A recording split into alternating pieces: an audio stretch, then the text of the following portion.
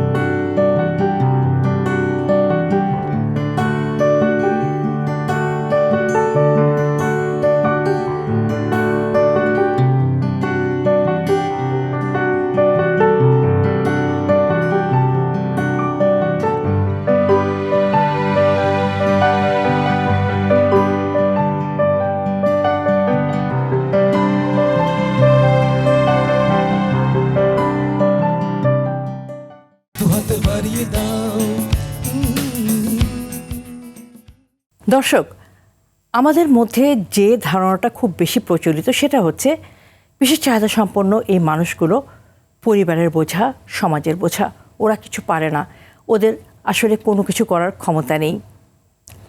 আজকের এই একটু আগে আমাদের বাচ্চাদেরকে যেভাবে কাজ করতে দেখেছেন, ওদের এই কাজগুলো নিশ্চয়ই তাদের সেই ভুল ধারণাটা ভেঙে দেবে।